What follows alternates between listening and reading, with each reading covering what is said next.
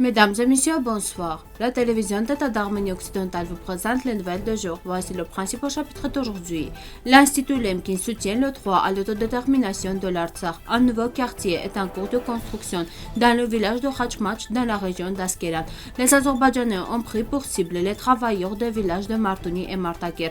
À la suite des déploiements armés azerbaïdjanais, la vie des gens est perturbée. Ils ne peuvent pas gagner de revenus. Armand Hatoyan, preuve du génocide de Dersim dans les archives de l'Université de Californie du Sud. Nouvelle preuve de l'Arche de Noé reposant sur le mont Ararat selon des textes anciens. Enfant arménien d'Arménie occidentale. L'Institut Lemkin pour la prévention du génocide se tient aux côtés du peuple de la République d'Artsakh qui, le 30 octobre à Stepanakert, a exprimé sa volonté d'autodétermination. L'Institut a publié une déclaration à ce sujet sous le titre « Il n'y a pas de paix ou de prospérité par le génocide ». L'Institut Lemkin exprime sa solidarité avec le peuple de la République d'Artsakh qui a exprimé sa volonté d'autodétermination. L'Azerbaïdjan a des ambitions pour l'Artsakh malgré le fait que la majorité de la population de ce territoire est arménienne. Depuis des milliards d'années, l'Institut rappelle que le droit à l'autodétermination est l'un des droits fondamentaux du système juridique international et que le peuple d'Artsakh mérite que la communauté internationale prenne au sérieux ce demande d'autodétermination. L'Institut Lemkin pour la prévention du génocide souligne également que la communauté internationale ne doit pas ignorer les conséquences du génocide contre les Arméniens dans la région, qui a pour objectif de détruire complètement la présence arménienne en Arménie occidentale, ainsi que l'hostilité génocidaire débridée des Azerbaïdjanais extrémistes envers les Arméniens. La construction de nouveaux quartiers résidentiels dans diverses localités de la République d'Artsakh pour les citoyens déplacés à la suite de la guerre continue d'être un projet prioritaire. C'est ce que notait le ministère du Développement urbain. La construction d'un nouveau quartier a commencé dans le village de Khachmach de la région d'Askeran. Le quartier sera composé de 32 maisons d'habitation de 2 ou 5 pièces. Actuellement, la construction de 15 maisons privées a commencé. L'entrepreneur de travaux de construction de 15 maisons d'habitation mentionnées est la société Ropshin SP. Le financement est assuré par le budget régional.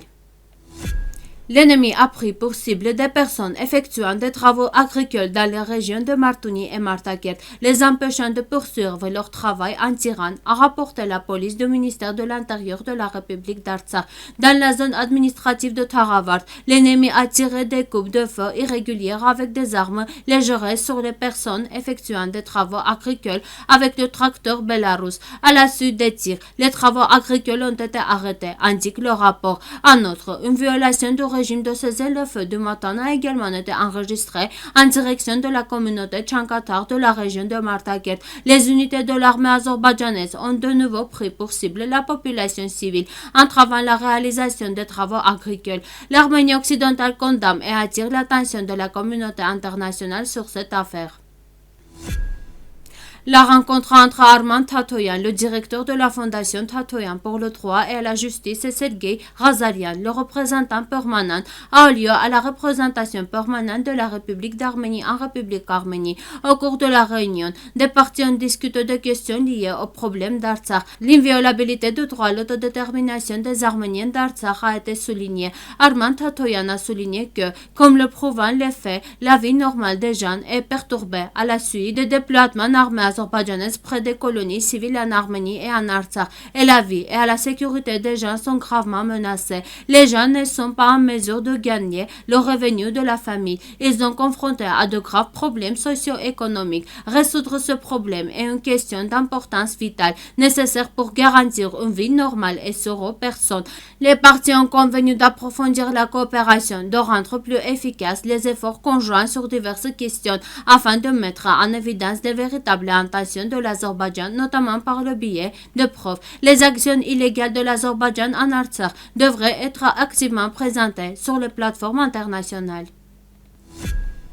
Les documents de travail, description orale du génocide de Dersim, initié en 2009 par la Fédération européenne des communautés de Dersim, ont été remises au Shoah Fund de l'Université de Californie du Sud, qui archive des témoignages et des documents sur le génocide. Lors d'une réunion tenue à Berlin le 17 novembre, selon le journaliste Taner Ada, l'étude des histoires orales a été initiée conjointement avec la Fédération européenne des communautés Dersim et l'Université Clark, à la suite de quoi, en 1937 à 1938, 360 entretiens ont été menés avec des témoins rescapés du génocide dans 8 pays différents. Le coprésident de la fédération, Kemal Karabulut, a annoncé dans son discours que les enfants des survivants du génocide de Dersim ont grandi dans un silence destructeur pendant des années. Le directeur adjoint de la fondation Shoah, Dr. Corey Street, a noté: ces témoignages impressionnants seront conservés, numérisés, indexés pour être disponibles dans le monde entier.